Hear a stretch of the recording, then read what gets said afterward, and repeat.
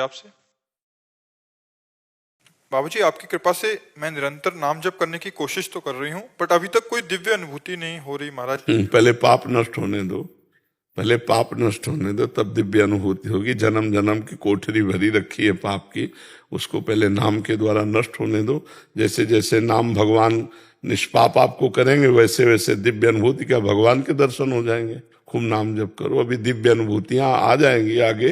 पहले ना सातु दीर्घ काल निरंतर सत्कार सेवितो दृढ़ भूमि, जो लंबे समय तक आदर पूर्वक नाम जप करता है उसका हृदय पवित्र हो जाता है। और निर्मल मन जन सो मोहि पावा, भगवान से बढ़कर दिव्य अनुभूति क्या होगी। इसलिए भगवान का भजन करो, इसकी चिंता ना करो कि अभी भगवान मिले कि नहीं मिले, दिव्य अनुभूतियां हो रही कि नहीं। आप नाम जप करो, नाम पर ध्यान दो। नाम चल रहा है, यही दिव्य अनुभूति है। हमारे मुख में नाम चल रहा है, यही भगवान की बड़ी कृपा है। ऐसा करो जी। हीना जी दिल्ली से, राधे राधे महाराज जी। महाराज जी, आपके चरणों में कोटि कोटि प्रणाम। गुरुदेव, मन में जब कोई प्रश्न ही नहीं होगा तब वो स्थिति कैसी होती है? परमानंद में। ये स्थिति तभी होती है जब मन सावई मनः कृष्ण पदारविंदयो, मन भगवान के चरणों में लगा है, न सोचति न कांक्षति, तो ब्रह्म भूता प्रसन्न आत्मा, वो अखंड प्रसन्नता से युक्त होती है। जब कोई चाह नहीं, कोई चिंता नहीं, कोई शोक नहीं, कोई उद्विग्नता नहीं, एक अपार आनंद। उसी स्थिति के लिए तो भजन किया जाता है, उसी स्थिति के लिए साधना की जाती है। न मृत्यु का भय, न जन्मने का भय, न कोई चाह, न कोई चिंता। कितना आनंद होगा। तो उसी आनंद के लिए तो हम भजन करते हैं। पर विषयानंद छूटे और भजन हो, तब भगवदानंद में स्थिति होती है। अचंचल मन, शांत मन, अकाम, कोई कामना नहीं, तो ये भजन से होगा। खूब नाम जप करे तब होगा जी। ज्योति भूषण उपाध्याय जी, राधे राधे महाराज। हे प्रभु, मैं जो भी बोल रहा हूँ आपकी कृपा और आपके बल से ही बोल रहा हूँ। मैं आपकी अनन्य भक्ति करता हूँ, सदैव आपका ही चिंतन स्मरण ध्यान करता हूँ, श्री राधा नाम जपता हूँ और श्री विग्रह में आपका ही दर्शन करता हूँ। महाराज जी, मेरा प्रश्न है कि प्रभु, जब मैं आपका ध्यान करता हूँ तो आपको साक्षात ब्रिकुटी महल आज्ञा चक्र में करना चाहता हूँ। हम पे कृपा करिए प्रभु, दर्शन देकर इस जीवन मरण के चक्कर से मुक्त करें। महाराज जी, इसके लिए वो जो हमारा स्वरूप है उसे तो आप जानते नहीं हो, आप देह को जानते हो। सामने जो ढांचा देख रहे हो इसको जानते हो। हमारे स्वरूप तक पहुंचो, तब बात बनेगी। हमारे स्वरूप तक पहुंचने के लिए खूब नाम जप करो, पवित्र भोजन भगवान को अर्पित करके पाओ, और सत्संग अधिक से अधिक सुनो, और दूसरों का उपकार करो। जितना दूसरों का उपकार करोगे उतना देह पवित्र होगी, जितना नाम जप करोगे उतना मन पवित्र होगा। और जब देह पवित्र हो गए, मन पवित्र हो गए, विचार पवित्र हो गए, तो आप परम पवित्र फिर हमारे स्वरूप को जान जाओगे। हमारा स्वरूप आत्म स्वरूप जो है उसी ये कल मिट्टी में मिल जाएगा। इसका अस्तित्व न कल था न कल रहेगा, आज ही है वर्तमान में। नहीं, जैसे प्रभु जी ध्यान करते हैं वैसे राधा नाम जपते हैं, श्री राधा नाम, लेकिन अब बार बार चिंतन आप पे जाता है, आप पे ये सब कुछ ख्याल आते हैं हमको। हाँ, इसका चिंतन करने से आपका परम मंगल होगा। ध्यान मूलम गुरु मूर्ति, पूजा मूलम गुरु पदम। पर ये स्थायी नहीं है, ये शरीर स्थायी नहीं है, ये नाशवान है, प्रतिक्षण मृत्यु को प्राप्त हो रहा है। पर ध्यान आप पे ही जाता है, सुख मिलता है आप पे। हाँ, तो अब हमारी बात समझो कि ध्यान करना चाहिए, ध्यान योग्य है, क्योंकि ये प्रभु को समर्पित जीवन है। पर ये टिकाऊ नहीं है। टिकाऊ पर पहुंचो, पहले खूब नाम जप करो और ध्यान इसी का करो। ध्यान मूलम गुरु मूर्ति, पूजा मूलम गुरु पदम, मंत्र मूलम गुरु वाक्यम, मोक्ष मूलम गुरु कृपा। नाम पर ध्यान करो, राधा राधा राधा। और अगर हमारा ध्यान आ रहा है तो हमारे मुख पे लिखो राधा राधा, फिर आगे बढ़ो। ठीक है जी प्रभु, एक प्रार्थना करनी है जी। प्रभु, आप तो कृपामय लाडली सरकार हो प्रभु। जी प्रभु बस एक ही कृपा करना भगवान, अभी इस आवागमन के चक्कर से मुक्त हो जाओ। हाँ, इसके लिए आप अभी मुक्त हैं। अगर राधा नाम चल रहा है, अभी प्राण निकल जाए तो अभी आप भगवत प्राप्त हो जाएंगे। हमारी बात मान लो। बस एक कृपा। एक दिन एक शास्त्र में हम प्रवचन में कह रहे थे कि उसमें लिखा संत वाक्य पर विश्वास कर ले, अगर संत कह दे जाओ जीवन मुक्त, तो वो जीवन मुक्त हो जाएगा। तो हम जैसे तुमसे कह रहे हैं कि राधा नाम ले रहे हो, अभी प्राण छूट जाए तो अभी मुक्त हो जाओगे। तो प्रमाण, जब बच्चे को बुलाया नारायण, भगवान का ध्यान नहीं था, भगवान को नहीं बुलाया, अपने बालक को बुलाया जा मिलने नारायण, तो भगवान के पार्षद आ गए और मुक्त हो गया। तुम जान करके राधा बोलोगे तो तुम मुक्त नहीं हो जाओगे। तो आप राधा राधा राधा, और ये विश्वास करो मैं मुक्त हो रहा हूं। जैसा सोचोगे वैसा बन जाओगे, जैसा बनना वैसा सोचना प्रारंभ कर दो। अब मैं मुक्त हो रहा हूं। अगर मुक्त ना होना होता तो मुझे साधु समागम न मिलता। जब द्रवहि दीन दयालु राघव, तो साधु संगति पाइए। अब मन वचन कर्म से मैं संसार से मुक्त होना चाहता हूं, तो मैं भगवान के आश्रित हूं और मैं मुक्त हो रहा हूं। मैं देख रहा हूं रोज का रोज मैं मुक्त होता जा रहा हूं, ऐसा अनुभव करो। मैं निहाल होता जा रहा हूं, चारों तरफ से भगवान की कृपा घेरे, मैं कृपा में डूब रहा हूं, भगवान मुझे आकर्षित कर रहे हैं, ऐसा एकांत में चिंतन करो। भगवान मुझे आकर्षित कर रहे हैं, भगवान मुझे मिलेंगे। अगर मिलना ना होता तो ये संयोग ना बैठालते, जरूर वो मिलेंगे। मन अति हरस जनाव न तेहि, आज देखियो परम से। हो सकता है आज स्वप्न में दर्शन हो जाए, हो सकता है ऐसे चलते फिरते हो जाए। आज नहीं हुए तो आज हो जाएंगे। रोज ऐसा सोचो। सबरी जी रोज तैयारी करती थी भगवान आएंगे, एक दिन भगवान आए। 1000 वर्ष तक रोज, 1000 वर्ष तक रोज झाड़ू लगाना, रोज फूल बिछाना, रोज फल लाना, भगवान आएंगे, भगवान आएंगे। और एक दिन भगवान आए। 1000 वर्ष तक कौन रोज नियमावली चलाएगा, लेकिन उनको विश्वास था भगवान आएंगे। भगवान आए, सबरी जी को निहाल किया। तो ऐसे ही हम संत वाक्य पर विश्वास करें, राधा राधा राधा, अपना जीवन बना ले राधा नाम, तो खत्म हो जाएगा। जन्म जन्मांतर के पाप भस्म हो जाएंगे और हम भगवान को प्राप्त हो जाएंगे। वसुंधरा जी न्यू दिल्ली से। श्री हरिवंश महाराज जी। महाराज जी, सहचरियां सब कलाओं में पूर्ण हैं, लेकिन मैं अधम अपूर्ण हूँ। महाराज जी कह रहे हैं कि हमारी अपूर्णता को दूर करने के लिए और सहचरियों की कृपा प्राप्त करने के लिए महाराज जी मार्गदर्शन की आवश्यकता है। देखो, आचार्य हमारे सहचरी स्वरूप में है। हित सजनी जो हम आचार्य की शरण में हो गई, तो जैसे लोहा कभी मुकुट बन करके देवताओं के माथे पे नहीं लगता, लेकिन पारस मणि छू जाए तो लोहा सोना बन जाएगा, फिर वो देवताओं के मुकुट के योग्य हो जाएगा। ऐसे हम कभी सहचरी नहीं हो सकते, पर आचार्य कृपा हो जाए। व्यास सुवन प्रसाद देह मानसी गढ़े चित्त, हरिवंश महाप्रभु के प्रभाव से हमारा चित्त अपने स्वरूप में आ जाएगा, सहचरी स्वरूप में। और सहचरी स्वरूप आया तो सब सद्गुण अपने आप आ जाते हैं।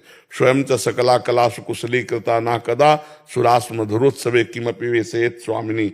जहां स्वामिनी की दृष्टि पड़ी तो 64 कला प्रवीण स्वामिनी है, समस्त कलाओं में प्रवीण सहचरियां हो जाती हैं। तो हमें चिंता नहीं करनी, आचार्य शरण में हो, आचार्य शरणागत हो, बस जय जय श्री हरिवंश, जय जय श्री हरिवंश, वो अपने आप संभाल लेंगे। हम उनके हैं, वो हमेशा। कैसे वो पापी क्यों न हो, हरिवंश नाम जो ले, तो अलक लड़ेती रीज के महल खवासी दे। खवासी मतलब सहचरी पद। अलक लड़ेती सी लाडली जो रीझ जाती है, तो हम जय जय श्री हरिवंश, श्री हरिवंश, श्री हरिवंश, राधा वल्लभ श्री हरिवंश रात दिन जपे, अपने आप सब कुछ ठीक हो जाएगा।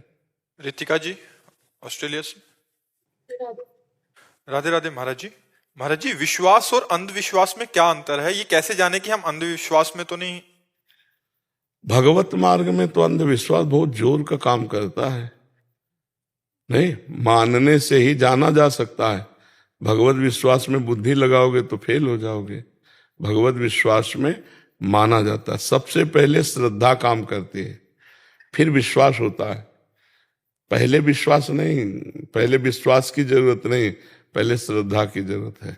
भवानी शंकरो वंदे श्रद्धा फिर विश्वास रूपिणो। प्रथम हृदय श्रद्धा जो करे, श्रद्धावान लभते ज्ञानम तत्परा सहितेन्द्रिया, ज्ञानम लब्ध्वा परम शांति मच्छरेणाधिगच्छति।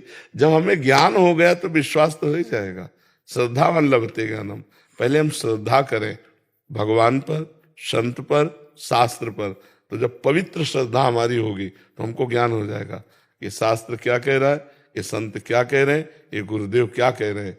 तो बिन जाने न होए प्रतीति, बिन प्रतीत होए नहीं प्रीति, बिन प्रतीत उपजय नहीं विश्वासा, और बिन विश्वास भगति नहीं ते बिन द्रवहि न राम, राम कृपा बिन सपने जीवन अल्लाह विश्राम। तो अंधविश्वास का मतलब होता है जो कहा गया वो मान लिया, उसमें विचार नहीं किया। जो कहा गया वो वैसे ही मान लिया, उस पर विचार नहीं किया। अगर गुरु की वाणी में ऐसा आप करते हो तो आप बहुत अच्छे महापुरुष बन जाओगे। बिना विचार करी शुभ जानी, लेकिन संसार के कार्य में बिना विचारे जे करे ते पाछे पछताए, काम बिगाड़ो आपनो जग में हो धसाए। संसार में तो विचार की आवश्यकता है, लेकिन शास्त्र और गुरु और संत आज्ञा में विचार की आवश्यकता नहीं। वहां तो जैसा बोला वैसा करो, परिणाम देख लेना, बड़ा मंगलमय होगा, क्योंकि आपकी श्रद्धा है, आपका विश्वास है। तो श्रद्धा और विश्वास भगवान का स्वरूप है, वो अमंगल नहीं होने देगा। अगर वो गलत आज्ञा करते हैं तो विश्वास भगवान का रूप है, वो आपको सही मार्ग दिखा देगा। वो आपके हृदय में आ जाएगा कि ये बात ठीक नहीं है, मुझे हट जाना चाहिए, मुझे दूर हो जाना चाहिए। वो विश्वास आपको ऐसी जगह ले जाएगा जहां कहीं भी अमंगल नहीं होने वाला। अंधविश्वास शब्द का तो मुझे केवल इतना ही है कि बिना विचार किए, बिना समझे हम उनकी बात मान लें, तो शास्त्र की बात और गुरु की बात और संत की बात साधुते हो न कारज हानि, तो अकारज तो हो नहीं सकता। सभा का आदेश और एकांतिक आदेश, अब इन पर विचार करना है।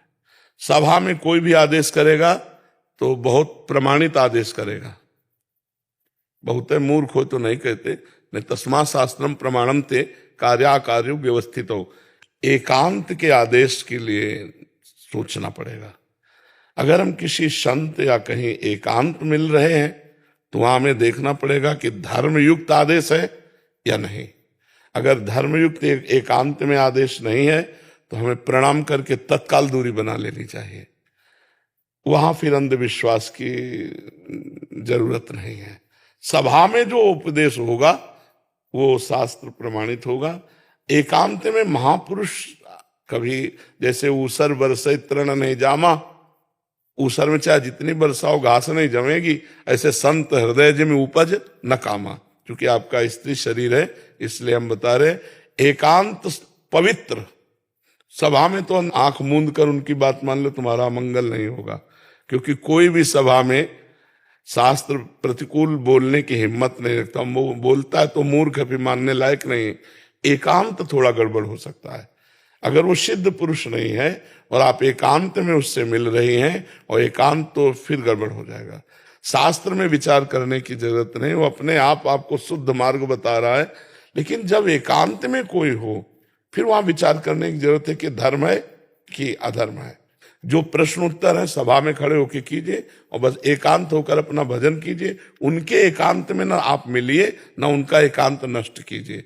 पर अगर संयोग वशात कभी एकांत मिलता है तो आपको उस समय धर्म को देखना है कि ये जो आदेश कर रहे हैं ये धर्मयुक्त है या अधर्मयुक्त है। यदि अधर्मयुक्त आपको संशयपूर्ण लगता है तो प्रणाम कीजिए, भाग जाइए और कभी मत जाइए एकांत में, तभी बात बनेगी। समझ में आ गई? महाराज जी इसमें एक समाधान चाहिए था। महाराज जी जैसे भक्ति मार्ग में, क्योंकि शास्त्र भरे पड़े हैं, अपने भक्तों के चरित्र भरे पड़े हैं, गुरुजन कह रहे हैं, उस पर हम विश्वास करें या अंधविश्वास करें, पहुंचेंगे सीधा प्रभु के पास ही।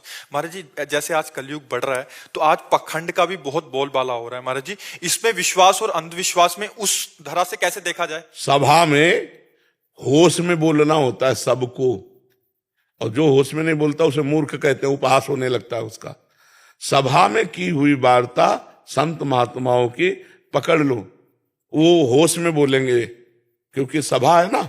एकांत में बेहोश हो सकता है, अगर सिद्ध पुरुष नहीं है तो एकांत में गड़बड़ी हो सकती है। बहुत सारे ऐसे हैं कि ये टोटका कर लो, वो कर लो, यहाँ ये बांध लो तो उससे कल्याण हो जाएगा। मतलब वहां अंधविश्वास करें या ना करें महाराज? नहीं, ऐसी बातों, क्योंकि शास्त्र का तो शास्त्र समझ आ रहा है महाराज जी। बस हम केवल इतनी बात कहते हैं जो शास्त्र कहते हैं, जो संत जन कहते हैं।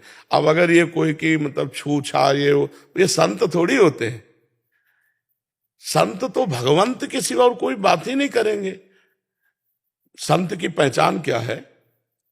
मच्चित्ता मदगत प्राणा बोधयंता परस्परम कथयन्ति च माम नित्यम तुष्यन्ति च रमन्ति च। ये भगवान ने बताया कि जो मेरे चित्त वाला है, मेरे प्राण वाला है, केवल मेरी चर्चा करता है, मेरी ही चर्चा में रमण करता है, उसी में संतुष्ट रहता है। परस्पर बातें भगवान की, समस्त दुखों की निवृत्ति हरि स्मृति से होती है, भगवान की आराधना से होती है।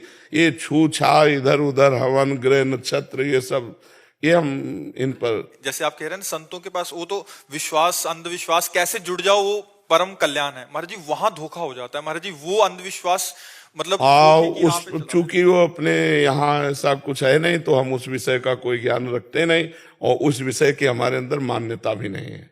तो ये सब इन बातों में तो अंधकार है, इन बातों में तो अंधकार है, इनको इन बातों को नहीं मानना चाहिए।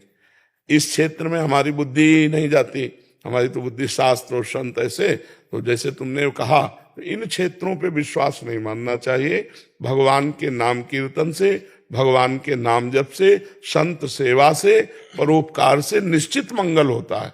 हरि स्मृति सर्व विपद विमोक्षणम, भगवान की स्मृति समस्त विपत्तियों को टालती है। ये बात तो हम मानते हैं, फिर इसके बाद नहीं मानते। आपको हमारी उम्र लग जाए, आप स्वस्थ रहें, बस यही कामना करते हैं सारे भक्त, बस आप ऐसे ही रहें। आप भगवान के वो तो हाथ है डोरी, जब तक अब नहीं तो ट्रांसफर आ जाएगा तो चल देंगे उन्हीं के द्वारा सब है। जब तक आप लोगों के बीच में भगवान रखना चाहते हैं तभी तक रह पाए। पीयूष जी महाराष्ट्र से। राधे राधे महाराज जी, आपके चरणों में कोटि कोटि प्रणाम। महाराज जी अध्यात्म मतलब क्या है? अध्यात्म का मूल उद्देश्य क्या है? आत्मस्वरूप, अध्यात्म कहते हैं आत्मा को, आत्मा का मार्ग, और अनात्मा का मार्ग ये संसार है। ये जो देह है, देह से लेकर जितना जो कुछ व्यापार है सब अनात्मा असत्य है, और आत्मा परम सत्य है। तो अध्यात्म सत्य मार्ग मतलब सच्चिदानंद भगवान का मार्ग, आत्मस्वरूप परमात्मा का मार्ग, उसे अध्यात्म कहते हैं। बोले अध्यात्म के पथिक हैं अर्थात भगवान के भक्त हैं, या ज्ञानी महात्मा हैं, या योगी महात्मा है, ये सब अध्यात्म के अंदर। योगी उन्हें परमात्मा कहते हैं, ज्ञानी उन्हें ब्रह्म कहते हैं, भक्त उन्हें भगवान कहते हैं, प्रेमी उन्हें प्रीतम कहते हैं। वही एक तत्व है, दूसरा नहीं। तत्व ज्ञान, तत्व प्रेम, भगवत आराधना, ये सब अध्यात्म के अंतर्गत है। समझ पा रहे हैं आप? जगदीश जी, जगदीश जी राधे राधे महाराज जी। गुरुदेव आध्यात्मिक और धार्मिक होने दोनों में क्या अंतर है? अंतर है। आध्यात्मिक जो शुद्ध ज्ञान आत्म स्वरूप से चलता है, और धार्मिक जो है वो देह धर्म के अनुसार चलता है। हम पति हैं, हम पुत्र हैं, हम भाई हैं, अलग अलग धर्म है ना। भाई का भाई के प्रति क्या धर्म है, पुत्र का पिता के प्रति क्या धर्म है, पिता का पुत्र के प्रति क्या धर्म है, पत्नी का पति के प्रति क्या धर्म है, पति का पत्नी के प्रति क्या धर्म है, फिर मनुष्य का क्या धर्म, ये सब धर्म के अंतर्गत आते हैं। इसीलिए भगवान ने कहा अध्यात्म के लिए सर्वधर्मान परित्यज्य मामेकम शरणम ब्रज, तो अहम त्वाम सर्व पापेभ्यो मोक्षयिष्यामि मा शुचा। तुम इन सब धर्मों को छोड़ दो और मेरी शरण में आ जाओ, मेरा भजन करो, तो इसे अध्यात्म कहते हैं। स्वरूप चैतन्य जी महाराज ऋषिकेश से। राधे राधे महाराज जी। महाराज जी एक संत जी ने स्वप्न में आकर राधा नाम लेने को कहा, या एक प्रकार से नामदान कह सकते हैं। आगम ग्रंथ इसका क्या वर्णन करते हैं महाराज जी, मार्गदर्शन करें। अगर विश्वास कर लिया जाए तो भगवान ही संत के रूप में आकर के हमें सतमार्ग प्रशस्त करने के लिए वो नाम देते हैं। संत और भगवंत में अभेद स्थिति है। हम तो गए नहीं, हम तो चाह नहीं की, और वो हमारे स्वप्न में आकर यदि कहते हैं कि नाम जप करो, तो मुझे भगवद आदेश मान करके चल देना चाहिए। ये मान लेना चाहिए कि भगवान इस संत के वेश में आकर मुझे ये सतमार्ग दे रहे हैं, मान लेना चाहिए। विश्वास दृढ़ कर लेना चाहिए। कितने ऐसे सिद्ध संत हुए जिनको स्वप्न में मंत्रोपदेश हुआ है, तो ये नामदान तो भगवान के द्वारा ही दिया हुआ है, ऐसा मानना चाहिए। सपने में उनसे बात किया तो मैं बोला मैं जगदम्बा भगवती का उपासक है। बोले जगदम्बा राधा में क्या अंतर है, दोनों तो एक ही है। बिल्कुल ठीक है। इसलिए महाराज जी लोग संत प्रयागराज में जाते हैं गंगा यमुना सरस्वती का स्नान करने में। ऋषिकेश में रखे थे, गंगा जी की डुबकी लगाई या यमुना की, बरस सरस्वती आपके मुख से निकल जाए। चरण में आज बसंत पंचमी के दिन ही आया है। तो कह रहे थे आप कल आओ, लेकिन बोला आज ही मुझे महाराज जी के दर्शन करने। इसलिए आपकी कृपा ये हो जाएगी कि आपके मुखारविंद से 3 बार राधा नाम कहूंगा तो राधा राधा राधा आप स्वीकार करो। खूब मंगलमय भगवान की प्रेममयी यात्रा है। जी वासना भी सताती, लेकिन जब कभी ऐसा होता तो आपका स्वरूप सामने आता है, मन में शांति आती। देखो, हम तुम्हें वासना नष्ट करने की एक कला बताते हैं। जब वासना आती है तो मन में आती है। आप उसके जानकार हैं, आप उसके दृष्टा हैं, आप में कभी वासना नहीं आती। ऐसा अनुभव करते हैं आप, ऐसा आप जानते हैं, ऐसा आप मानते हैं, क्योंकि आत्मा निर्विकार है और अंतःकरण विकारी है। तो विकार में ही विकार आते हैं। प्रकृति के विकार आत्मा में कभी नहीं आ सकते। आत्मा का प्रतिबिंब अंतःकरण में जो अहम रूप से पड़ रहा है उसी से संचालित हो रहा है। बकाया आत्मा में कभी कोई विकार नहीं आ सकता। और आप हैं आत्मस्वरूप और विकार अंतःकरण में है। यदि आप विचलित ना हो, यम ही न व्यथयन्ते पुरुषम पुरुषर्षभ सम दुखा सुखाधीरम स्वमृतत्वाय कल्पते। जो आए हुए अंतःकरण में विकारों को दृष्टा भाव से देखता है और विचलित नहीं होता, सुख दुख में समान भाव रखता है, वो परम पद का अधिकारी हो जाता है, वो अमृत पद का अधिकारी हो जाता है। तो जब विकार आवे तो आप विचलित मत हो, बस गंभीरता से उसे देखते रहो, खत्म हो जाएगा। वो टिकाऊ नहीं है। मात्रा स्पर्शास्तु कौन्ते शीतोष्ण सुख दुखदा आगमा पाइनो अनित्यास तास्तितिक्षस्व भारत। भारत अर्जुन को संबोधन, मतलब हम सब भारत ही है, भगवान के हैं। तो भगवान मानो हमें संबोधन कर रहे हैं कि ये जो इंद्रियों के स्पर्श के सुख दुख हैं, अनुकूलता प्रतिकूलता है, काम आदि दोष हैं, इनको सहो। ये सहने से नष्ट हो जाते हैं, भोगने से बढ़ते हैं।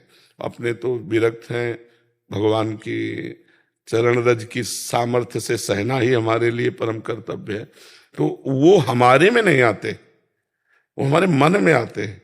पर हम उस समय मन में तदात्म हो जाते हैं, बस तभी परेशानी होगी। मेरे में नहीं आ रहे, अंतःकरण में आ रहे हैं। हर बार काटते रहो, मेरे में नहीं, अंतःकरण, मैं इसको देख रहा हूं, ये मेरे में नहीं है, मैं देख रहा हूं। बस सह जाओ, चुप शांत, कोई क्रिया मत करो, शांत हो जाएगा। धीरे धीरे निर्वास। ये हमें पढ़ के नहीं, ये हमें गंगा जी ने ज्ञान प्रदान किया।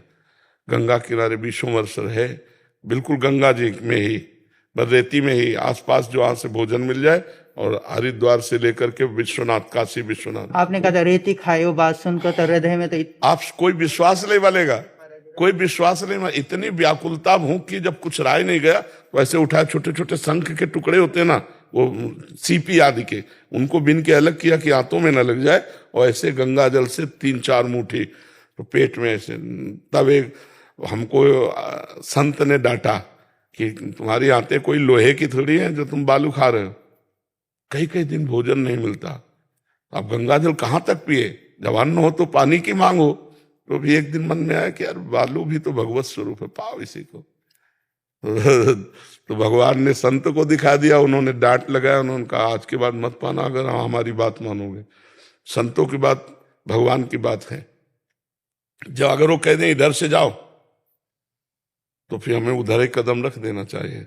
साधुते हो न कारजानी, जो संतों की आज्ञा, नहीं नहीं इधर तो हो सकता है कांटा पड़े हो, तो अब जिधर जाओगे चाहे फूल पड़े हो, तुम्हारे लिए कांटे का काम करेंगे। और अगर उन्होंने कह दिया इधर से जाओ, कांटे हैं, तो वो तुम्हारे प्रारब्ध का नाश करके भगवत प्राप्ति कराने वाले बनेंगे। तो भगवान का आश्रय रखे, विचलित ना हो। हमने कभी शरीर को अपना मैं माना ही नहीं। सर्दी गर्मी बरसात भूख प्यास सब, हमें कंबल से सर्दी में डर लगता था कि अगर मैं कंबल ओढ़ा, मेरी आसक्ति हो गई, तो कंबल से सांप की तरह डर लगता था। अपना अचला उतारा, उसी को ओढ़ लिया और रात्रि पार किए से पूरी सर्दी हो गई इसी बनियान से। अभी जैसे पूरी सर्दी हो गई, इतना ही, जितना गर्मी में पहनते हैं उतने से ही है। यही हमारी पोशाक है, गर्मी की भी यही है, बरसात की भी, और यही है सर्दी की भी। भगवान के बल से जैसी एक रहने में जैसे हो आगे वो जाने, उन्हीं का बल काम करता है। दिग्विजय सिंह जी सीतापुर से। महाराज जी आपके चरणों में कोटि कोटि प्रणाम। महाराज जी अगर मन में कोई गंदी बात का चिंतन हो तो वह राधा नाम या गुरु जी की याद करना कोई पाप तो नहीं लगेगा उस समय? अगर जरूर करना चाहिए उस समय, क्योंकि अगर हम गलत विचारधारा मन में चल रही और भगवान नाम जप करेंगे, वो कट जाएगा, वो नष्ट हो जाएगा। और अगर हम उसी का चिंतन करने लगे तो नवीन संस्कार बन जाएगा, वो हमें भ्रष्ट कर देगा। जब हमारा नाम जब चलता, जैसे गलत चिंतन आ जाए उसका, तो वहां पे राधा नाम टिका दे, बिल्कुल उसी समय वो नष्ट हो जाएगा, उसका प्रभाव नष्ट हो जाएगा। और किसी भी गलत प्रेरणा का आचरण में ना क्रिया रूप से उतरने दो। जो गलत प्रेरणा हो रही उसके आचरण में मत उतर। अगर मन न लगे उस समय तो जोर जोर से चिल्लाने लगना, राधा राधा राधा। तो नाम संकीर्तन से मन एकदम शांत हो जाएगा। भगवान के नाम में अपार सामर्थ्य है। नाम लेत भव सिंधु सुखाही, करो विचार सुजन मन माही। भगवान का नाम इतना है कि भव समुद्र को ही सोख ले। भगवान अजित है, उनको कोई जीत नहीं सकता, लेकिन नाम जापक भगवान पर विजय प्राप्त कर सकता है। सुमीर पवन सुत पावन नामू, अपने बस करी राखे रामू। भगवान को अधीन हो जाना होता है जो नाम जापक होता है। फिर विकार क्या करेंगे? जिस समय विकार स्थिति हो उस समय और नाम जप करना चाहिए। सुभाष जैन जी चेन्नई से। श्री हरिवंश। श्री हरिवंश महाराज जी, आपके चरणों में कोटि कोटि प्रणाम। महाराज जी, 25 वर्ष पूर्व एक महान संत मिले थे। मैंने उनसे पूछा कि आपके चरणों का आश्रय लेने के बाद भी मेरा कल्याण नहीं हो रहा। तो संत महात्मा जी ने कहा था कि आपने अपना घड़ा तो अमृत रूपी जल के नल के नीचे तो रखा है, पर घड़ा आपने उल्टा रखा है। मैंने घड़ा सीधा करने की विधि पूछी तो जब ये गए आश्रम तो पधार चुके थे। महाराज जी, इसका भाव क्या था? घड़ा सीधा कैसे हो और घड़ा उल्टा, मतलब उनके उपदेश का। संतों के वाक्य के अनुकूल आचरण करना ही घड़ा सीधा है, और संतों के आदेश शास्त्र के प्रतिकूल आचरण करना ही घड़ा उल्टा है। भगवान ने हम पर तो कृपा कर दी, मनुष्य जीवन दे दिया, भजन करने की बुद्धि दे दी, लेकिन हम गलत आचरणों में फंस गए। अगर वो गलत आचरण छोड़ दें और हम भगवान का भजन करने लगे तो अमृत स्वरूप ही हमारा है। चेतन अमल सहज सुख राशि, ईश्वर अंश जीव अविनाशी। अविनाशी अमृत स्वरूप। नैनम छिन्नन्ति शस्त्राणि नैनम दाति पावका, न चैनम क्लेदयन्त्यापो न शोष्यति मारुता। ऐसा अमृत स्वरूप है हमारा, जहां अग्नेयास्त्र नहीं काम कर सकता, वायुवास्त्र वारुणास्त्र काम नहीं कर सकता, वो हमारा दिव्य स्वरूप है। पर हम अपने स्वरूप को भूलकर मृत भोगों में लग गए। यही है घड़ा का उल्टा करना, मृत भोगों में लग गए। अब खूब नाम जप करो, पवित्र भोजन करो, पवित्र आचरण रखो और परोपकार करो, इसी से काम हो जाएगा। आप आशीर्वाद बनाए रखें प्रभु। हाँ, अब आशीर्वाद तो जो बोल रहे हैं उसे मान लो, यही आशीर्वाद है जी। अमिता सिंह जी अयोध्या जी से। श्री हरिवंश गुरुदेव, ग्रस्त में रहकर किस प्रकार मन को इतना पवित्र रखा जाए कि भगवत प्राप्ति के मार्ग में जो बाधाएं, जैसे सबसे पहले मन को जो पवित्र रखने वाली बात है उसको तो पकड़ो। मन को पवित्र तब रख सकते हैं जब परम पवित्र मंगला नाम मंगलेभ्योपि पावनेभ्योपि पावनम, भगवान का नाम, हरि का नाम चलेगा तब तो मन पवित्र होगा। पहले हरि के नाम को चलाने का अभ्यास करो। रोटी बना रहे हैं, राधा राधा राधा राधा, कृष्ण कृष्ण कृष्ण, राम कृष्ण हरि, जो नाम प्रिय। सोहनी लगा रहे हैं, नाम जप कर रहे हैं। किसी से बात कर रहे हैं, उसको भगवान के भाव से देख रहे हैं, मेरे भगवान इस रूप में आए हुए हैं। भोग बना रहे हैं, भोग भगवान को अर्पित कर रहे हैं, परिवार को भगवत स्वरूप मान रहे हैं, परम पवित्र मन हो गया, परम पवित्र कार्य हो गया। क्या प्रश्न है? महाराज जी कह रहे हैं कि तो स्वयं अपना मन ही सबसे बड़ा शत्रु है को वश में किया जा सके, नाम जप, नाम और प्रभु के किसी एक स्वरूप को चुनकर उसी में रम जाए। विनिश्चितम बदामि ते नान्यथा वचांस में हरिम भजन्ति नरा भवसागर तरन्ति ते। तुम्हें निश्चित बात कहता हूं, बिना भगवान के भजन के ना मन निर्मल होगा, ना मन शांत होगा, ना आपको कभी आनंद की अनुभूति होगी। शरीर, संसार, ये दुखालयम अशाश्वतम, ये नाशवान है, ये नष्ट होगा, सुख क्या मिलेगा? जब शरीर ही नष्ट हो जाएगा तो सुख क्या मिलेगा? इसलिए नाम जप करो। नाम बहुत परम पावन, भगवान का नाम। ये कलिकाल मलायतन, मन कर देख विचार, श्री रघुनाथ नाम बिन नाहि नान आधार। भगवान के नाम के सिवा इस कलयुग में परम पद, कल्याण, मोक्ष, कामनाओं की पूर्ति कराने वाला और कोई साधन नहीं। एकमात्र कलयुग केवल नाम आधारा, सुमिर सुमिर नर उतरे पारा। जी मुकुंद शरण जी, राधे राधे महाराज जी। महाराज जी आपके चरणों में कोटि कोटि प्रणाम।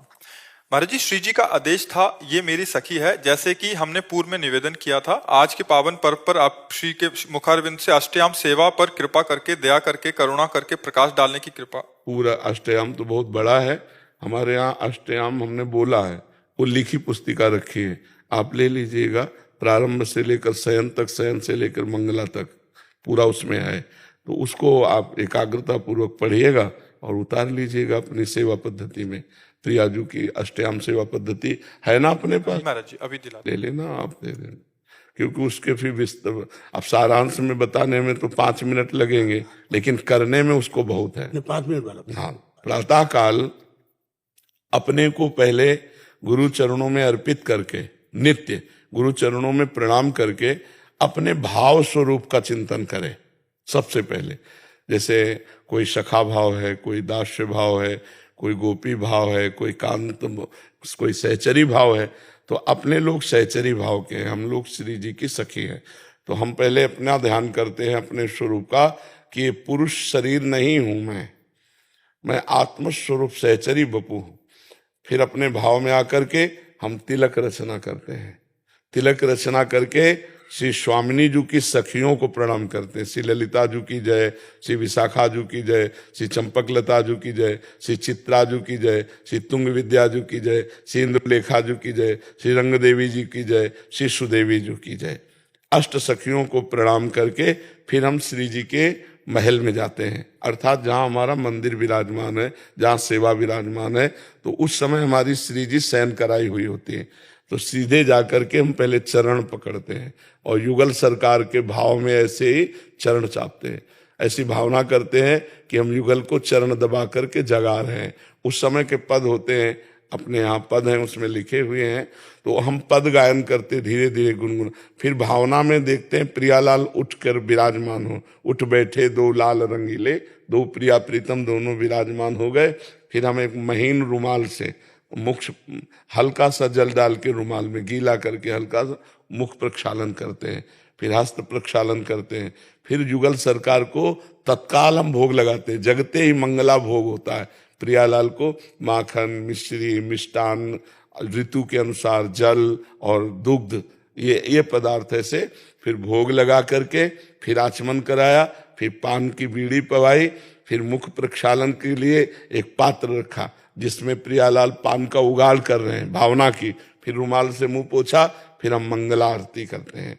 मंगला आरती की, फिर इसके बाद प्रियालाल को वन विहार के लिए ले जाते हैं। वन विहार में विविध क्रीड़ाएं हैं। कभी प्रियालाल हंस हंसनी के साथ खेल रहे हैं, कभी मोरों मयूरों के साथ नृत्य कर रहे हैं पक्षियों से, कभी मानसरोवर में प्रियालाल जल क्रीड़ा कर रहे हैं। वन विहार के बाद फिर हम उन्हें स्नान कराते हैं, कोमल वस्त्र से अंग पोंछते हैं। फिर उनका श्रृंगार करते हैं। श्रृंगार के बाद धूप आरती करते हैं। धूप आरती के बाद पूरी श्रृंगार आरती करते हैं। श्रृंगार भोग, श्रृंगार आरती। फिर प्रियालाल को वन विहार के लिए ले जाते हैं। विविध प्रकार की वन विहार में क्रीड़ाएं करते हैं। और जब देखते हैं 11-12 बजे कि हमारे प्रियालाल थक गए, तो अब फिर उनको लाते हैं महल में और राजभोग पवाते हैं। राजभोग पवाकर राजभोग आरती करते हैं दोपहर की, और फिर उनको शयन गृह में लेकर शयन करा देते हैं। तो प्रातः से लेकर ये सब अब उत्थापन करते हैं 2:30-3 बजे, 4 बजे जैसा समय हुआ।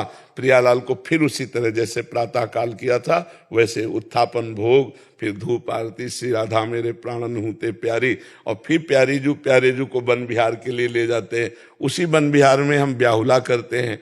प्रियालाल का परस्पर ब्याहुला, कहीं झूला डाल करके प्रियालाल को झुलाते हैं, कहीं विविध प्रकार की क्रीड़ाएं प्रियालाल की हैं। हम भावना करते हैं प्रियालाल इस समय एक क्रीड़ा कर रहे हैं। फिर संध्या काल में प्रियालाल को विराजमान करते हैं कुंज में और संध्या भोग लगाते हैं, फल का, मीठा का, कचौड़ी पकौड़ी, ऐसे जो जो पदार्थ भावना में आए। फिर प्रियालाल की संध्या आरती करते हैं। फिर प्रियालाल को वन विहार के लिए ले जाते हैं। वृंदावन में ये विहरण करने वाले भी, इनका नाम इसीलिए बिहारी जो है, ये हर समय विहरण करते हैं। फिर वन विहार करके जब शाम के से लेकर 8 बजे रात्रि तक कभी पद गायन करते हुए प्रियालाल को यमुना किनारे खेलते देखते हैं, कभी नौका विहार कर रहे हैं। ऐसी विविध क्रीड़ाएं उस वन विहार में भी हैं। फिर प्रियालाल को शयन करा देते हैं। शयन कराते हैं तब फिर चरण चापते हुए चापत चरण मोहनलाल, कुंवरी राधे पलंग पौनी सुंदरी नौबाल। प्रियालाल जब शयन कर गए, प्रणाम करके फिर हम उनका जूठन प्रसाद पाके उन्हीं के चिंतन में शयन करते हैं।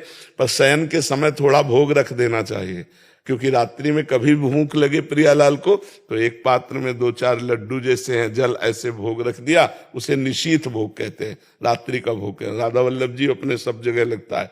तो इस तरह से फिर प्रातः काल हम मंगला से, तो मंगला से शयन तक, शयन से मंगला तक, और विस्तृत रूप से कौन कौन से पद गायन करने हैं वो उसमें वाणी जी में लिखा हुआ है जी। जी रात्रि में जैसे आपने बताया कि भोग पवाते हैं श्री जी को, तो श्री जी को रात में लड्डू आपने जैसे बताया, तो मठरी आदि भी रख सकते हैं? रख सकते हैं अपनी भावना के अनुसार। उस समय सरस रखे, मतलब मीठा है, सरस पदार्थ रखे रात्रि में, कि अगर भूख लगे तो हित सजनी जो पवा देंगी। अपनी भावना ऐसे करते हैं। जी जैसे हमारे घर श्री जी और ठाकुर जी की सेवा है, तो जैसे हम उठते हैं स्नान करके महारानी जी को उठाते हैं, तो एकदम से उनको उठा के स्नान कराने के पहले भोग लगाऊं, फिर उनको थोड़ी देर बाद स्नान? नहीं, पहले भूखे होंगे ना तो पहले भोग लगाएं, तभी तो मंगला भोग लगता है। हमारा स्नान तो बाद में होता, तुरंत स्नान नहीं, हमारे यहाँ ऐसा नहीं। हाँ, तुरंत स्नान नहीं, स्नान तो काफी देर बाद होगा। पहले मंगल उठा के मंगल भोग लगाया, मंगल भोग की मंगल आरती की, एक दो पद सुरत के गाए, तब फिर स्नान। हाँ, स्नान तुरंत नहीं कि उठे स्नान का, ऐसा नहीं। राधे राधे महाराज जी। महाराज जी, पति पत्नी के रिश्तों में पत्नी की अगर इच्छा नहीं है किंतु पति धर्म निभाने के लिए वो समर्पित है, लेकिन उस अवस्था में भी आंख बंद करके नाम सिमरन करती बहुत है, धन्यवाद है। कहीं बहुत उस अवस्था में नाम जब पाप तो नहीं है? नहीं नहीं नहीं, बहुत धन्यवाद है, बहुत धन्यवाद है। हाँ, बहुत धन्यवाद है, भगवान की विशेष कृपा है। आप ऐसे ही रहिए, पति से विरोध मत कीजिए, और उस समय नाम जप कीजिए। आप कोई शरीर नहीं है, आप भगवान के नित्य अंश हैं, उसी भाव में रहिए। बहुत सुंदर, बहुत सुंदर। धन्यवाद की पात्र हैं आप, जो अपनी सुख की वृत्ति न रखकर पति को सुख और भगवत स्मरण परायण। बहुत सुंदर, बहुत सुंदर जी। महाराज जी, मैं डॉक्टर की पढ़ाई कर रहा हूँ। बचपन से ही श्री कृष्ण की ओर गहरी रुचि रही है, किंतु करीब 2 सालों से मेरे मन में निरंतर अजीब दृश्य उभरते रहते हैं, या ऐसा प्रतीत होता है कि कोई कंपन सी हो रही है, शरीर में जलन सी हो रही है, जिससे मैं आध्यात्मिक रास्ते में परेशान हूँ। डॉक्टरों के परामर्श लिया, परंतु वे सब कुछ सामान्य बताते हैं। महाराज जी, मेरे को नहीं, एक कोई... होता है सात्विक भाव, इसमें शरीर में कंपायमान, लेकिन उस समय भगवान का चिंतन हो रहा होगा। अगर भगवान का चिंतन नहीं होता तो वायु विकार है। दोनों बात समझ लो। अचानक शरीर में कंपन होना, या तो भगवान के चिंतन में गाढ़ डूबे हुए हो, प्रेमावेश हो रहा है, तो ये सात्विक विकार है, कंपन। और एक हृदय में दाह होना, प्रभु आज का भी दिन निकल गया, आप नहीं मिले, दरस बिन दुख न लागे नैन। अगर ये बात है तो भागवतिक है। ऐसे जलन हो रही तो कोई पाप हो गया, ऐसे कंपन हो रहा तो वायु विकार है। वायु बड़ी सूक्ष्म होती है, उसका विकार है, जिससे आपका शरीर जो है वायु रोग से ग्रसित हो रहा है। ऐसा अगर सात्विक है, आप वो तो आप जानते हो ना कि उस समय भगवान का एक तार चिंतन हो रहा है कि नहीं। अगर भगवान का चिंतन हो रहा तो सात्विक विकार है, भागवतिक है, उसमें डरने की जरूरत नहीं। अगर भगवान का चिंतन नहीं, ऐसे कंपायमान हो रहा, तो आप किसी आयुर्वेद के डॉक्टर से मिलिए, वैद्य से, जो आपको जो वायु बिगड़ गई है उसका ठीक कर दे। वायु बिगड़ जाए तो बहुत परेशानियां होती। वायु कई तरह से बिगड़ती, मान लो गठिया बात हो गया, वो भी वायु बिगड़ जाना है। तो इस तरह से आप देख लीजिए कि आपका भागवतिक है कि वायु बिगड़ी। आप अंदर से चेक कीजिए जब आपको परेशानी हो कि आपकी स्थिति कहाँ है। यदि श्री भगवान में है तो मंगलमयी, कोई चिंता की बात नहीं, और अगर अलग है तो फिर डॉक्टर वैद्य से सलाह लीजिए। बस महाराज जी, दिमाग में अलग अलग चित्र आते रहते हैं हमेशा, तो मैं हमेशा श्री राधा का नाम जपते रहता। हाँ, कोई बात नहीं, ये नष्ट हो जाएगा, ये भी वृत्ति नष्ट हो जाएगी, ये टिकाऊ वृत्ति नहीं है। आप नाम जप करते रहिएगा। कृष्ण घनौरी जी, हरियाणा से। राधे राधे महाराज जी। महाराज जी, राधे राधे। महाराज जी, जन्म मरण से मुक्ति पाने के लिए कम से कम और ज्यादा से ज्यादा कितना नाम? हर श्वास, कोई भी श्वास खाली न जाए, बस शर्त यही है, क्योंकि पता नहीं किस श्वास में मृत्यु हो जाए। और वो श्वास अगर भगवान के चिंतन से रहित रही तो कोई ना कोई चिंतन होगा। अगर कोई चिंतन होगा तो हमें वही बनना पड़ेगा। जैसे भरत जी महाराज राजपाट छोड़कर गंडकी नदी के किनारे एकांत में भगवान का भजन कर रहे थे, तो एक हिरनी पानी पीने आई, गर्भवती थी, सिंह ने पीछे से दहाड़ मारा तो हिरनी छलांग लगाई। छलांग में तो उसकी योनि द्वार से उसका जो गर्भ था वो जल में गिर गया और वो उधर जाके मर गई। भरत जी खड़े खड़े देख रहे थे, कूद पड़े जल में और उस हिरण के बच्चे को बचाया। अब छोटे से बच्चे को दुलार करने लगे तो भजन छूटने लगा। वैसे हिरण को बच्चा तो वैसे ही प्यारा लगता है, बड़ी बड़ी आंखें, सलोना, शांत स्वरूप, और जहाँ उनकी गोद में बैठता तो बेटा तेरा सर्वत्र कल्याण हो। देखो महापुरुषों का कैसा स्वरूप होता है, उस हिरण को आशीर्वाद देते हैं, बेटा तेरा सर्वत्र कल्याण हो, सर्वत्र कल्याण हो। और इतना आसक्त हो गए उस बच्चे पे कि पूरा भगवान का चिंतन छूट गया। अंतिम समय हिरण का चिंतन होने के कारण अगला जन्म हिरण का हुआ। फिर वो इतने कट्टर हो गए कि हरी घास भी नहीं पाते थे कि कहीं आसक्ति ना हो जाए, और गंडकी नदी में हिरण के शरीर को खड़ा करके ऐसा भजन किया कि अगला ब्रह्मबोध संपन्न महापुरुष के रूप में जन्मे और आखिरी जन्म हो गया। यदि हम ये सावधानी रखें कि कोई भी श्वास हमारी खाली न जाएगी, वाले श्वास इस श्वास में बोले राधा, और मर गए तो गए, श्री जी के पास पहुंच गए। अगर श्वास खाली गई तो कुछ चिंतन होगा, जो चिंतन होगा फिर हमें वही बनना पड़ेगा।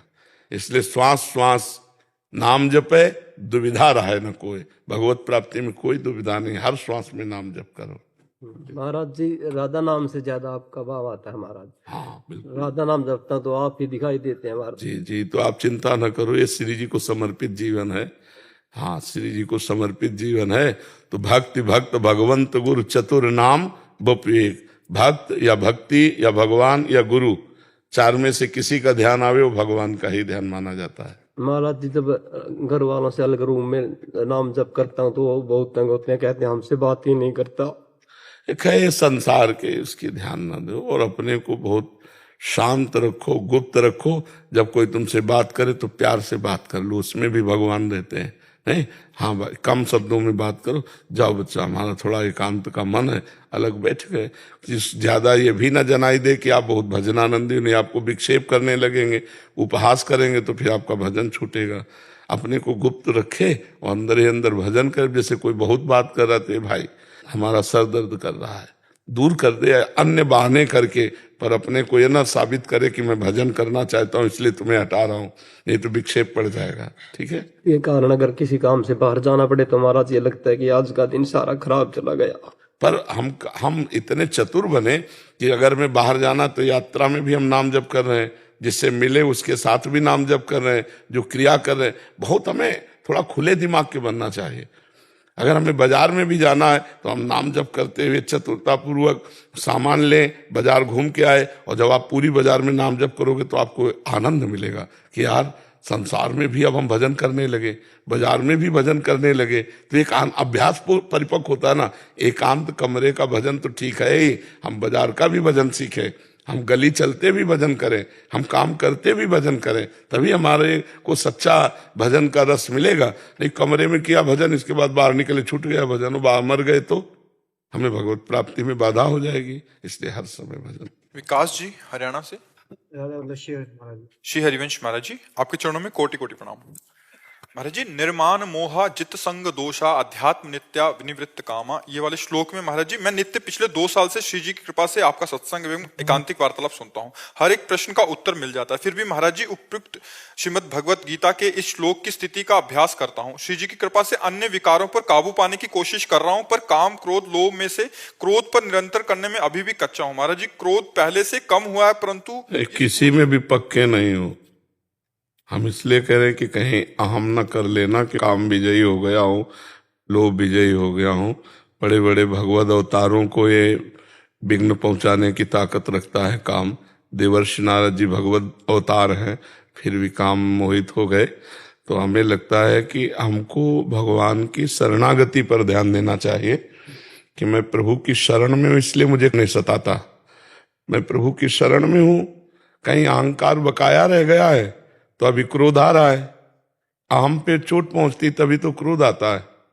कामा संजायते क्रोधा, क्रोधा स्मृति विभ्रमा, स्मृति भ्रंशात बुद्धिनाशो, बुद्धिनाशात प्रणश्यति। कोई कामना में बाधा पड़ती तभी क्रोध आता है। प्रतिकूल परिस्थिति में क्रोध आता है, अनुकूल परिस्थिति में थोड़ी आता है। तो अनुकूल और प्रतिकूल परिस्थिति का बोध हो रहा है तो निर्माण मोहा जित संग दोषा कहाँ है। मैं अभ्यास कर रहा हूँ धीरे धीरे। सबकी मूल जड़ है पूरे श्लोक को सिद्ध करने की, अहंकार को समर्पित कर। अभ्यास से नहीं होता है, स्थिति होती है ये स्थिति होती है जिसमें सर्वम खलविदम ब्रह्म का अनुभव हो रहा है। तो मान किससे, मोह किससे, किस दोष। जब दोष दर्शन ही नहीं तो दोष का प्रभाव क्या। जब अध्यात्म नित्या नित्य आत्म स्वरूप में वो स्थित है तो विनिवृत्त कामा, अपने आप समस्त कामनाओं का त्याग है। एक भी लक्षण नहीं है। महाराज जी 35 सालों से जो क्रोध था, तो अभी अभ्यास ऐसा है कि पहले बहुत शॉर्ट टेम्पर्ड था, कुछ भी अभी आवेश में आके बस क्रिया नहीं कर पाते, बस आवाज जो हमें मारना है वो अभी मरा नहीं, अहम। वो अहम, देखो संत और सदगुरुदेव का कार्य होता है कि जितने लक्षण होते हैं वो तो आई हैं, जो दोष होता है वो सामने रखा जाता है। लक्षणों को वो तो दिए ही गए हैं इष्ट और गुरु के द्वारा, जो कृपा से सद्भाव है, दैवी संपदा है, वो तो है ही है, उसको थोड़ी सपोर्ट किया जाता है। वाह भाई वाह, आप ऐसा नहीं, ये अज्ञानी जन करते हैं। ज्ञानियों की सभा में सद्गुणों को लोप किया जाता है और दोषों को प्रकाशित किया जाता है, जिससे तुम महान बन सको। महान बनने के लिए अहंकार का त्याग करो, ये अंदर से सोचना है। देखो कोई दोष नहीं रह जाएगा, ये सारे दोष अहंकार में रहते हैं। ये अहंकार श्री जी के चरणों में समर्पित कर दो कि मैं नालायक हूं। हम जैसा कह रहे हैं उसको सुनो, मैं नालायक हूं, मेरे में कोई सद्गुण नहीं, जो आया है वो आपकी कृपा से है। और हे नाथ, जो कुछ आएगा वो आपकी कृपा से आएगा, मैं तो सिर्फ आपकी शरण में हूं। मेरे में बिल्कुल सामर्थ्य नहीं कि मैं क्रोध विजयी हो जाऊं या काम विजयी हो जाऊं। तो आप हो जाओगे। अगर ऐसा आभास करोगे कि मैं काम विजयी हूं, क्रोध विजयी हूं, तो कभी नहीं हो पाओगे, क्योंकि अभी तो आपके ऊपर आक्रमण ही नहीं हुआ। अभी आक्रमण तब होता है जब घेरे से बाहर निकलता है। शत्रु के घेरे से जब बाहर निकलना चाहता है तब उसका असली रूप समझ में आता है। अभी तो आप घेरे के अंदर ही हो और गिरे हुए हो। जब आप ताल ठोक के भागोगे, क्योंकि उसका प्रकोप अपने लोगों ने देखा है, तब आज हाथ उठा के कहते हैं कि हम में कोई सामर्थ्य नहीं है। अगर कुछ ठीक है तो प्रियाजू की कृपा से, बुरा है तो हमारे में है, बुरा है तो हमारे से है, ठीक है तो मेरे प्रभु से है। समझ रहे हैं? महाराज जी स्थूल शरीर है, जैसे आपने कई बार एकांतिक हमने सुनी है, उसमें तो स्थूल शरीर करता है तो फिर ऐसे करता है इस शरीर ये करवा रहा है, क्रिया करवा रहा है, और बाकी जैसे आपने बताया कि ये शास्त्र पंडित जी, भक्तमाल पंडित, सब ये कर रहे निर्मल बुद्धि होने के लिए। पर कभी 2 महीने 3 महीने में ऐसा, पहले तो निरंतर था, अभी ऐसा आवेश आता है कि मतलब उस समय तो फिर लगता ही नहीं स्थूल शरीर क्या करवा रहा है। जैसे आप तो श्री जी के पास है, वो अभ्यास कर रहे हैं, निरंतर पाठ कर रहे हैं, 84 जी का पाठ, सब कुछ अहम की बात नहीं, बट वही निर्मल हो नहीं पा रही। महाराज जी आपके 1 साल हो गया शरणागत हुए आपसे। जैसे टाली है ना, ट्रैक्टर में जो फंसी होती है तो एक ही पॉइंट होता है, पूरा चाहे जितना वजन लाद दो, एक पॉइंट से ट्रैक्टर टाली को घसीटता है, नहीं घसीटता है। वो पॉइंट है अहंकार। संस्कृति मूल शूल प्रदनाना, सकल शोक दायक अभिमाना, ताते करे कृपा निधि दूरी, सेवक पर ममता अति भूरी। अभी तो गर्व करने लायक कोई चीज आई नहीं है, और जब गर्व करने लायक चीज आ जाती तब गर्व रहता नहीं है। तो हमको चाहिए कि जो सद्गुण अपने हृदय में दिखाई दे उनको इष्ट कृपा और गुरु कृपा माने, और जो दुर्गुण दिखाई दे उनकी चर्चा हमें करनी कि इनको हम कैसे दूर करें। तो जैसे क्रोध है, अगर वो हमें आता है तो अनुकूलता में कभी किसी को क्रोध नहीं आता। हमारी मान्यता, हमारी कामना, हमारी चाहत के जब प्रतिकूल बात होगी तो हमें क्रोध आ जाएगा। तो प्रतिकूल जो बात कर रहा है वो है कौन? मेरा प्रभु है, चाहे वो पत्नी हो, चाहे वो पुत्र हो, चाहे वो कोई हो। जब निज प्रभु में देखें जगत तो कैसन करें विरोध, उमा जे राम चरण रत, विगत काम मद कोध।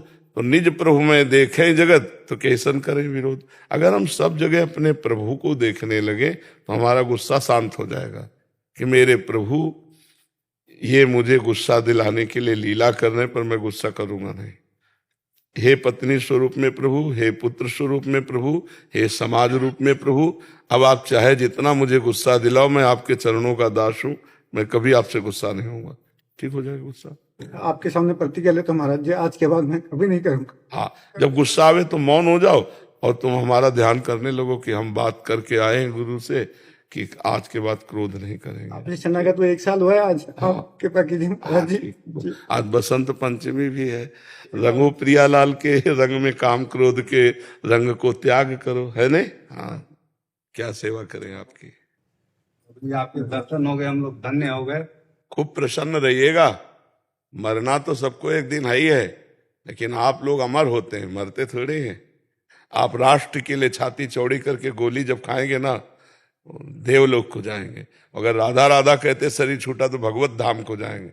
दोनों हाथों में लड्डू है, जीते तो मृत्यु लोक का वैभव और मरे तो स्वर्ग लोक का वैभव। अगर नाम जप किए तो भगवान को प्राप्त हुए। कभी निराश मत होना, घर से चाहे जितनी दूर रहना पड़े, कभी अपने आप को इतना परेशान मत कर लेना कि आप राष्ट्र भक्ति से चूक जाए। जब छुट्टी मिले तो सारा प्यार परिवार वालों को दीजिए। जब ड्यूटी पे है तो बिल्कुल सन्यासी की तरह भारत के लिए सर्वस्व समर्पित है। बस इसी में जीवन का परम लाभ मिलेगा। मस्त रहो, तुम्हारे जैसे वीर ही सम्मान के योग्य हैं। भूखे प्यासे कष्ट सहते हुए एक संत और एक सैनिक, हम दो का सम्मान विशेष करते हैं। जो वास्तविक भगवान के मार्ग में चलने वाला संत है या जो राष्ट्रभक्त सैनिक है, वो हम उसको प्रणाम करते हैं, उसका स्वागत करते हैं। आप लोग सम्माननीय हो। हाँ, आप राष्ट्र सेवा में आप बहुत तपस्वी हैं, आप बहुत प्रशंसनीय हैं। ये हम कोई मुँह छुपरी बात नहीं कह रहे।